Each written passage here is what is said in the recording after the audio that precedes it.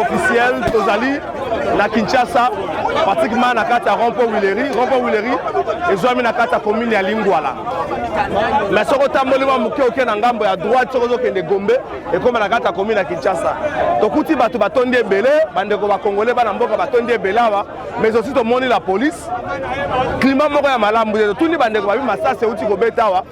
Qu'est-ce qui s'est réellement passé awa? Il y a eu au moins 3 balles, 2 balles pour certains, 3 balles pour d'autres. Na kati ya Rompo Willery. Awa, moko za parking moko monene, moko ba entreprise agricole ba ko exposer ba biloko la bango awa, mais aussi moko bandeko ba tekaka awa na kati ya Rompo pour luka moyen de vivre. Eza biloko esala na kati ya Rompo. C'est l'information suka bandeko ba salaki awa bourgmestre ya commune ya Lingwala ayaki ko esa bango que non awa sengeli susu parking ezala raté bato ba tekaka te. Mais après, on va dire pour certains, il y a eu débordement de langage. Elle a peut-être essayé de faire une atteinte à la chef de l'État selon Bandeko. Donc, qu'est-ce qui s'est réellement passé? Mais aussi, le policier pour comprendre qu'est-ce qui s'est réellement passé. Yo, depuis Ernin. C'est depuis 6 heures,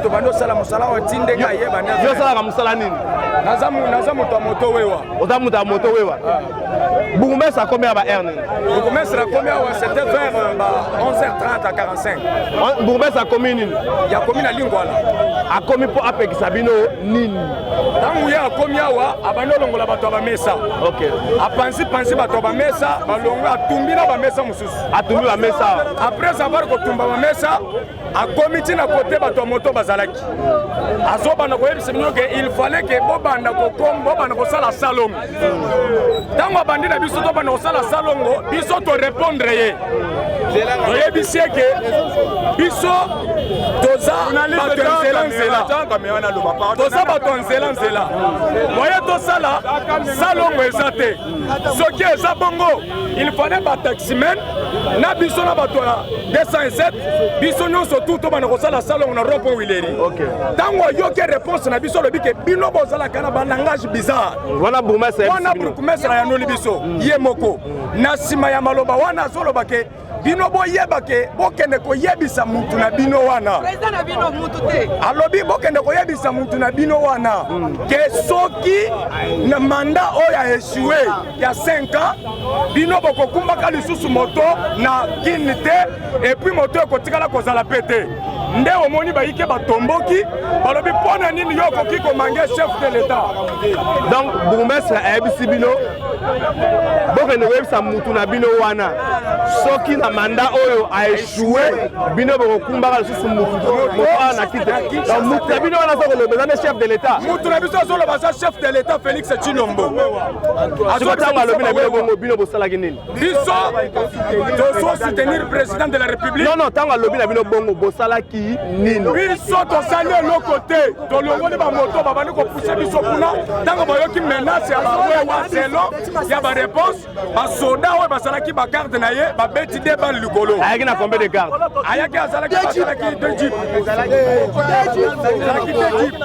deux jeep bango balandi merci tozwa bandeko mosusu ndeko ya burgumestre wana fala kende alongwa ndeko est-ce que yo ozalaki ntango bourgmestre ayaki nga naza taximan yo taximan ya moto to ya voiture nazalaki na wileri ntango burgumestre ayaki natelemaki wana naosomba carburant burgumestre aye akiti awa ntango akiti awa abandi na bamama ya carburant ayebisi bango bolongola bamesa nayebisaki bino mpo na salongo bosalaka salongo te bolongola bamesa nani namona bamesa na bino awa te mbala moko atindi bapolisier bazalaki 4 policier atindi na ba 4 policier bakei kopanza nanu batelefone ya bato ezalaki kuna je pense bato mosusu na ngambu kuna bapanzi batelefone na signale bamasa mosusu bolongola babiloko na bino ntango balongolaki tozongi awa natelemaki navandaki nasalaka assemblant avandaki nde abandi koloba na bato ya moto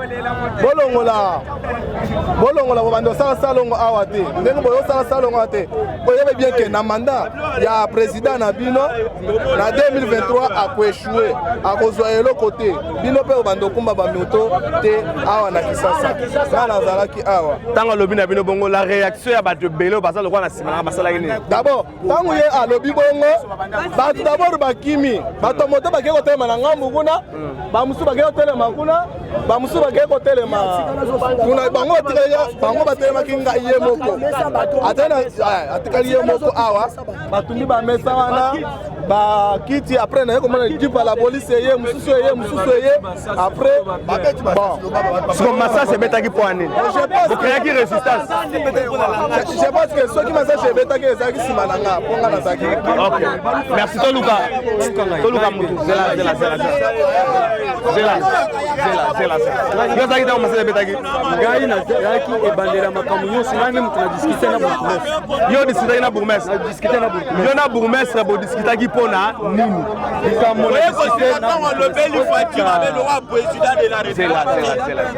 likambo na diskite na bourgmestre asisi koloba makambo nyonso ya salongo alobi toya lobi ifo mwa réunion tosala mwa komite na biso tosolola biso toboyi te bourgmestre wana adio wana eza mama te papa wana alobi atenir langage azoloba boyi alobi donc eza titulaire te bourgmestre ateni ya mwasi te ezela na lebisa yo ya mobali wana papa wana azoloba alobi nazoyebisa bino boyede ndeko na bino aresir na mandat na ye après 5 ans soki aresir te bino bokotambusa moto na vie ya Kinshasa te mbala moko nga na tomboki nalongoli kepi na moto na bi s'il vous plaît mokonzi mama nalobi awa eza question lisusu ya kotuna makambo oyo te soki olingi otuna makambo ya salongo nalobi te sur base ya makambo oyo auti koloba nde na nina natuna ye papa na ndenge oyo ozoloba seka aza président biso kaka ya bato ya moto bino nyonso to aza président na bino te mama alobi na ngai papa omelaka jamba nalobi na mama nga namelaka jamba te nde erésiste makambo nyonso to ele biso totomboki comment si pe ko naye kotuna lisusu seke tokosala sikoyo recensement na bato ya moto toyeba baluba baza combien bato mosusu bikolo mosusu oyo tolongola bango mpo soki likambo ezoya ezokoya kaka baluba alobi tosi tosali recensement na biso 80% eza ya baluba so masasi ebetaki mpo wana masasi ebetami ere batomboki baparole iyo ya tenir basoda sikoyo baye mpo badisperse bato nde babeti masasi topanzani masasi ebetami topanzani nde mama likambo nde yango wana sawa merci mpo totala bato oyo esika babukaki biloko bandeko batekaka batelefone na ngambo bandeko batekaka batelefone na ngambo tozwa mpe baréaction na bango toluka bamamba oyo batumbaki bamesa tozwa mpe baréaction na bango donc obe tocontinue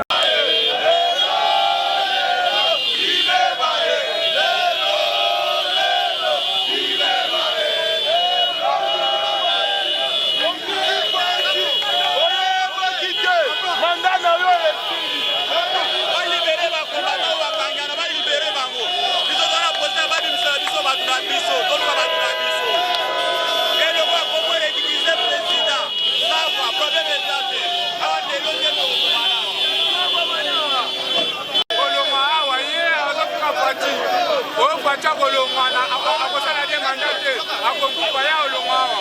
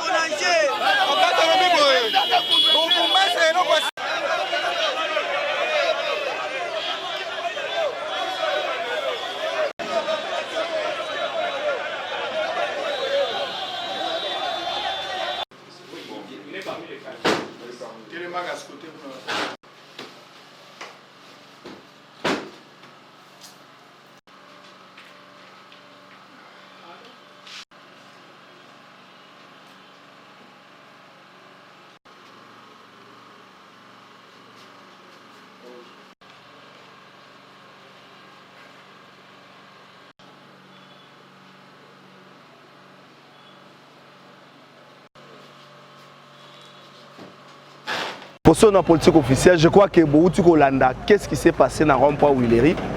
Bozu ba version nyoso. Rond-Point Willery, ezali wenzete. Rond-Point Willery, ezali parking ya ba véhicule te. Ceux qui wenzé ça le marawana, ezaka moi aidu ya ba autorité. Ceux qui parking ça la marana, ezaka moi motema malamu ya ba konzi. Mais au moins, Rond-Point Willery ezali wenzete, Rond-Point Willery ezali parking te.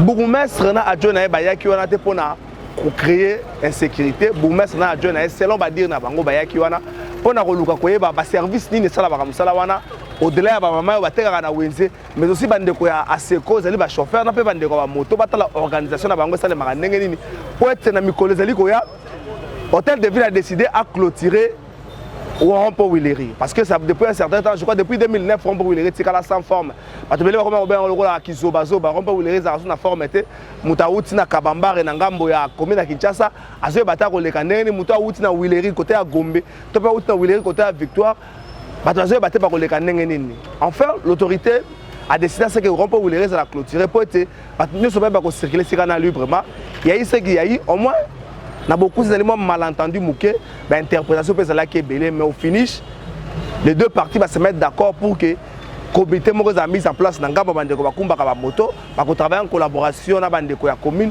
pour na ko permettre na bango baza loba moko tango baza clôturer Rond-Point Willery batia bango sika mususu basa musala na bango na ndenge singili mais na makambo loba makio ba lobi na chef de l'état boy ba lobi na chef de l'état boy je crois que bino moko bolandi boyoki nini oyo bourgmestre adjoint Lobaki, mais Bokipe Nini Obandeko Moto Balobaki. Je crois que c'est à vous de conclure. Les journalistes n'ont fait qu'étaler les faits. Les commentaires sont libres. Il y a des libre commentaire les faits sont sacrés, mais les commentaires sont libres. Donc, commentaire n'est lingui, mais pas fait. Merci na Roublé Bamboazé na ma caméra. Merci d'apprécier Mouyoko. Maël Nasuka, merci d'Israël Moutomo pour la coordination. Au moins, tu as plus de 2 heures de temps dans Sikaoyo. Mais au finish, solution vous allez trouver. Na Kimia, Congolais, nous sommes longs. Mais Nabilo Balo, vous allez trouver. Merci Nabilo.